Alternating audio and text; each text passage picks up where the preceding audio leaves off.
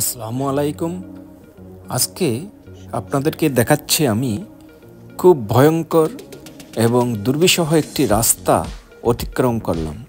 প্রায় 500 মিটার উপরে পাহাড় থেকে এই সরু এবং ঢালু পথ দিয়ে নামতে হয়েছে আমাকে পাহাড়ের উপর থেকে নিচে, যেখানে এই রাস্তাটি খুব সরু, প্রায় 3 ফুটের কাছাকাছি এবং খুব ঢালু রাস্তা। সবসাথে বড় কথা হলো এই স্টেপগুলি টাইলস বিছানো, এবং যেটা মনে হচ্ছে আমাকে নামার সময় বেশ পিচ্ছিল জাতীয়, এবং পা দিতে প্রত্যেকটা পা আমাকে দিতে হচ্ছে, বৃষ্টি না হলেও এখানে দিতে হচ্ছে খুব সাবধানবশত, যেহেতু এটি খুব খাড়া রাস্তা এবং নামার সময় বেশি ঝুঁকিপূর্ণ। উঠতে যতটুক না স্বাচ্ছন্দ্য বোধ করছিলাম, কিন্তু এই পথ দিয়ে নামার সময় ততটা কিন্তু ছিল না, বেশ জটিল বিষয় ছিল।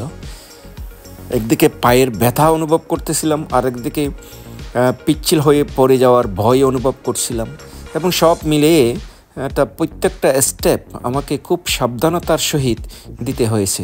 দেখুন, অনেকগুলো টাইলস আবার নষ্ট হয়ে গেছে এবং টাইলসগুলো উঠে গেছে। এখানেও আবার ভয় লাগছিল, যদি পা দিয়ে টাইলসটা সরে যায় তাহলে তো পড়তে হবে গড়াইয়ে অনেক নিচে, এখানে ধরার কিংবা দেখার কেউ নেই।